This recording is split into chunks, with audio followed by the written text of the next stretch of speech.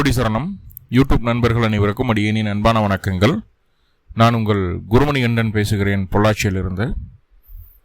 ரொம்ப முக்கியமான பதிவு சிம்மராசிக்காரங்களுக்கு. 4/7/2026 11/7/2026 வரைக்கும் கொஞ்சம் டைமிங் கிரிட்டிக்கலாக இருக்குது. உலகளாவிய விஷயங்கள்லேயே கொஞ்சம் கிரிட்டிக்கலாக இருக்குது. முக்கியமாக பெண் தலைவர்களுக்கு, பெண்களுக்கு பாதுகாப்பு இல்லாத சூழ்நிலை, பெண்கள் அதிகமாக பாதிக்கப்படக்கூடிய ஒரு சூழ்நிலையாக காட்டுது.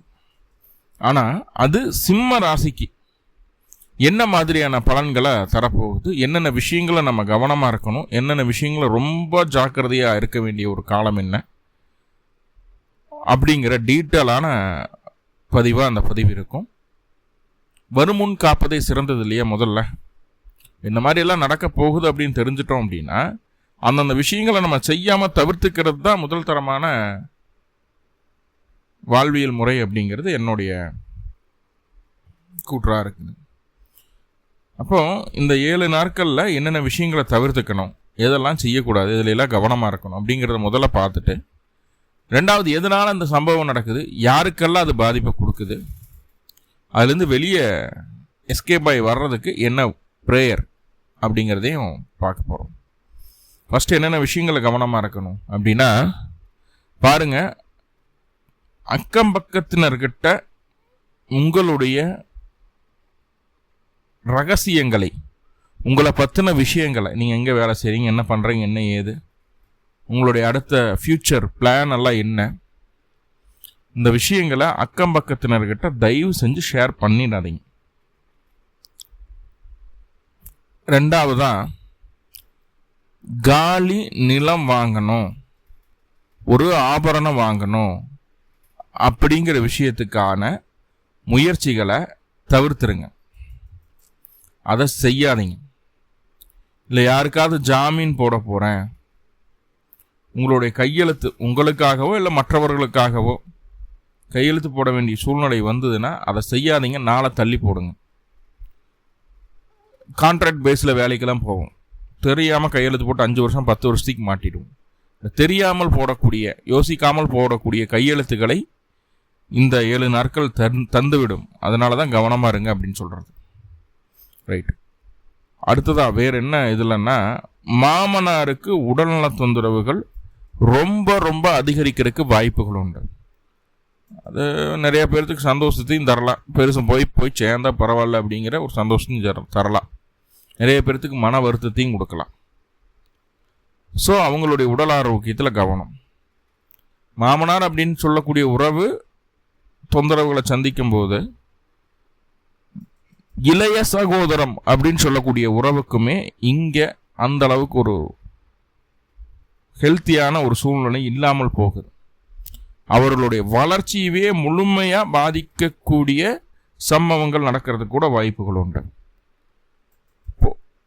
உங்களுடைய இளைய சகோதரத்தை எந்த அளவுக்கு சேஃப் அண்ட் செக்யூர்டாக இருக்க வைக்க முடியுமோ, உங்களால் என்ன அட்வைஸ் பண்ண முடியுமோ பண்ணி அவங்கள கொஞ்சம் பொறுமையாக இருக்க சொல்லுங்கள். எந்த விஷயத்தையும் இந்த காலகட்டம் செய்ய வேணாம் அப்படிங்கிற ஒரு அட்வைஸை கொடுங்க. ரொம்ப முக்கியமான விஷயம் சிம்மத்திற்கு, நீங்கள் அடுத்த கட்ட வளர்ச்சிக்காக செய்யக்கூடிய எந்த முயற்சிகளையும் இந்த 7 நாட்களில் செய்யவே கூடாது. உங்களுடைய வளர்ச்சிக்காக செய்யக்கூடிய எந்த விஷயமாக இருந்தாலும் அது உங்களுடைய வீழ்ச்சிக்காக மாறிவிடும் அப்படிங்கிறதுல எந்த மாற்று கருத்துக்கு இடமில்லை. இப்போது இந்த 7 நாட்கள்லேயே எல்லாமே மாறிடுமா, லைஃபே மாறிடுமா அப்படின்னு கேட்டால் அப்படி நான் சொல்ல வரல. இப்போ நீங்கள் செய்யக்கூடிய செயல் உங்களுக்கு பின் நாட்களில் பெரிய பாதிப்பை ஏற்படுத்தும்.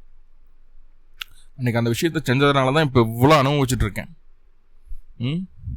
அப்பவே சொன்னாங்க, எங்கள் அத்தை பிள்ளையை கட்டிக்கு, மாம்பிள்ளையை கட்டிக்கணும், கேட்காம இந்த ஆள் தான் வேணும்னு சொல்லி கல்யாணம் பண்ணிட்டு வந்தேன், இப்போ அனுபவிக்கிறேன் அப்படின்ற மாதிரி. எப்போ நடந்த விஷயம் பின்னாட்களில் பெரிய பாதிப்பு தரும் இல்லையா?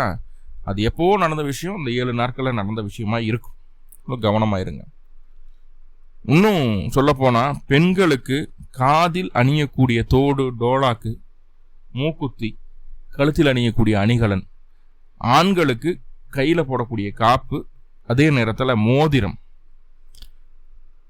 இந்த ஆபரணங்கள் துளைந்து போவதற்கு வாய்ப்புகள் இருக்குது. ரொம்ப கவனம். இப்போ வெளியில் ஒரு ஃபங்க்ஷனுக்கு போகிறோம், வெளியில் எங்காச்சும் போகிறோம், பிடிக்கிறோன்னா பெண்கள் எல்லாம் முடிஞ்ச அளவு அளவாக நகை இருக்கக்கூடிய அளவான அளவில் இருக்கக்கூடிய ஒரு 2 பவுன் 2.5 பவுனில் இருக்கக்கூடிய அளவுக்கு ஒரு 2 கம்மியாக இருக்கக்கூடிய அளவுக்கும் நீங்கள் தாலி கொடியெல்லாம் போட்டுக்கிறது நல்லது. ரொம்ப பெருசாக போட்டுட்டு போகணுங்கிற அவசியம் இல்லை. ஏமாறுவதற்கோ திருட்டு போவதற்கோ வாய்ப்புகள் இருக்குது. ரைட்? இல்லைன்னா இந்த 7 நாட்களில் வெளியில் போகாமல் தவிர்த்துருங்க. ரைட்? ஓகே. பஸ்ஸில் போனால் கூட டிக்கெட்டை மறந்துடுவோம், ட்ரெயினில் போனால் டிக்கெட்டை மறந்துடுவோம், ஃபைன் போட்டுருவாங்க. பர்ஸை எவனாச்சும் தொலைச்சிருவான்னு சொல்ல முடியும். இந்த காலகட்டம் எல்லோரும் கவனமாக தான் இருக்கிறோம். நம்மகிட்ட இருந்து யாராவது திருடிடுவாங்க அப்படின்னு வேணால் சொல்லலாம். ஓகே. பொருளாதார ஏமாற்றம் ஏதோ ஒரு வகையில் வரும். உங்களுக்கு ஆபரண ரீதியாக வர வாய்ப்புகள் இருக்குது. ஸோ இதெல்லாம் ஓகே. இதை விட பெரிய விஷயம் என்னன்னு தெரியுங்களா? பெரிய விஷயம் என்னென்னா, உங்களுடைய தொழில் சம்பந்தமாக, அதாவது நீங்கள் தொழில்னால் நீங்கள் வேலைக்கு போங்க, இல்லை சுயதொழில் பண்ணுங்கள், இல்லை பார்ட்னர்ஷிப் பண்ணுங்கள், ஒர்க்கிங் பார்ட்னராக இருங்க, அதை பற்றி விஷயங்களே கிடையாது. இப்போ இங்கே உங்களுடைய ஜீவனத்திற்கு என்ன செய்துட்ருக்கீங்களோ அதில் புது மாற்றங்கள் புது விஷயங்களை புகுத்துவது ஆகாது. ஜீவனத்துக்காக சில வேலைக்கு போயிட்டுருக்கீங்க வைங்களேன். ஸோ அதுலேருந்து இன்னொரு பக்கம் ப்ரொமோஷனுக்கோ இல்லை வேறு பக்கம் வேலைக்கு முயற்சி பண்ணலான்னு சொல்லி போட்டு இங்கே பேப்பர் போடுறது வேண்டாம். பார்ட்னர்ஷிப்பில் இருக்கோம், தனியாக பண்ணலான்ற ஒரு முடிவு வேண்டாம். தனியாக தான் தொழில் பண்ணிகிட்ருக்கீங்க, வேலையாக இருக்கல மாற்றி போட்டுருவோம், இவனுங்கெல்லாம் ஒன்றும் வேலை செய்கிறது சரியில்லை, சிறப்பில்லை, அதுவும் வேண்டாம். அவனே எதிரியாக மாறிடுவோம் நம்மளுக்கு. சரி, புதுசாக ஏதாவது ஆர்டர் பிடிக்கலாம், இருக்கிற ஆர்டரை வச்சு ஓடிட்டு இருந்து இதே மாதிரி போயிட்டுருக்கு லைஃப். புதுசாக ஒரு ஆர்டரை பிடிச்சி அடுத்த க்ரோத்துக்காக ஏதாவது நம்ம பண்ணலாம், வேண்டாம். இப்போ தொழில் ஜீவனத்துக்காக தொழிலோ வேலையோ ஆசிட்டிஸ் நீங்கள் என்ன செய்கிறீங்களோ அதை கண்டினியூவாக பண்ணிட்டு வாங்க. அதில் எந்த சேஞ்சஸும் பண்ண வேண்டாம். மாமனாருக்கு எப்படி உடல்நல தொந்தரவுகள் வரும் அப்படின்னு சொன்னோமோ அதே போல் மாமியாருக்கும் இங்கே உடல்நல தொந்தரவுகளை காட்டுகிறது. என்னன்னா, அவங்க அறியாமல் சில தவறுகளை செய்து விடுகிறார்கள். அறியாமல் செய்த தவறு அவங்களுக்கு என்னென்னா, கண்ணு முன்னாடி இருக்கிற விஷயம் கூட அவங்களுக்கு பிளாங்க் ஆகிடும். இப்போ முன்னாடி தான் கிணறு இருக்குது, அது ஏன் பார்த்துட்டே போய் உள்ளுலகிற அப்படின்னு நம்ம சொல்லுவோம். முன்னாடி கண்ணு முன்னாடி தெரியுது, ஏன் அதை மறுபடியும் போய் அதைவே செய்கிறேன். ஆனால் அவங்களுக்கு அந்த சப்கான்ஷியஸ் மைண்டில் தோணாது. தெரியாமல் செஞ்சுட்டு இருந்தால் நம்மகிட்ட சொல்லுவாங்க. நம்ம ப்ளேம், நம்மளை வேணும்னே அவங்ககிட்ட அப்படி சொல்கிறாங்களோன்னு நம்ம கோபமடையும். ஸோ அப்படி ஒரு விஷயம் இருக்குது, சூழல் இருக்குது, கவனம். அப்போது நல்லா புரிஞ்சுக்குங்க, அவர்கள் வேணுமென்றே செய்வதில்லை. தெரியாமல் செய்த விஷயங்கள் உங்களுடைய பெயர், புகழ், அந்தஸ்து, கௌரவத்தை குறைக்கக்கூடிய வகையில் அமைஞ்சுவிடும். ரைட்? ஸோ அப்போது அவங்களுடைய உடல் ஆரோக்கியத்தில் கேர் பண்ணிக்கோங்க. அவங்கள எந்த விஷயத்தையும் செய்ய விடாமல் பார்த்துக்கிறது உங்களுடைய வேலையாக இருக்கும் காலகட்டம். ஏன் சார் இதெல்லாம் நடக்குது அப்படின்னு பார்த்துட்டா, சிம்பிளாக உங்களுடைய ராசிக்குள்ளே இருக்கக்கூடிய கேது பகவான் அப்படின்னு ஒரு கிரகம் உங்கள் ராசிக்குள்ளே இருக்கு இல்லையா? இப்போது சுக்கிர பகவான் 4/7/2026 இரவு 7:14 சுக்கிரன் உங்களுடைய ராசிக்குள்ளே வர்றாரு. வந்தால் 11/7/2026 மிட்நைட் வரைக்கும் சுக்கிரன் அங்கே தான் இருக்கிறார். அந்த கேதுவை கிராஸ் பண்ணி போகக்கூடிய ஒரு சூழ்நிலை. கேதுவை கிராஸ் பண்ணி போவார். இந்த 7 நாட்கள் கிட்டத்தட்ட 7 நாட்கள் கேதுவை கிராஸ் பண்ணி போகிறதுக்கு எடுத்துக்குவார். சுக்கிரன் அந்த கேதுவை கிராஸ் பண்ணி போகக்கூடிய காலகட்டம் தான் ரொம்ப டைட்டான பீரியட். யாருக்கெல்லாம் சுக்கிர தசை அல்லது கேது தசை நடக்குதோ, அல்லது சுக்கிரனுடைய நட்சத்திரங்களான பரணி, பூரம், பூராடம், அல்லது கேதுவனுடைய நட்சத்திரங்களான அஸ்வினி, மகம், மூலம், இந்த நட்சத்திரங்கள்லேருந்து கிரகங்கள் தசாபுத்தி நடத்தினாலும் நீங்கள் உஷாராக இருக்க வேண்டிய காலகட்டம். ரைட்? இது உலகளாவிய விஷயங்கள்லேயே பெரிய மாற்றங்களை தர காத்திருக்கு. நீங்களும் இந்த விஷயங்களில் கவனமாக இருங்க. சிம்மத்திற்கு இதுதான்.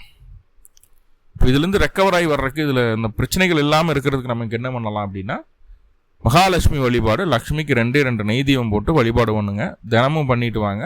நான் சொன்ன நாட்களில் வீட்லேயே கூட அந்த வழிபாடை செய்யலாம், தப்பில்லை.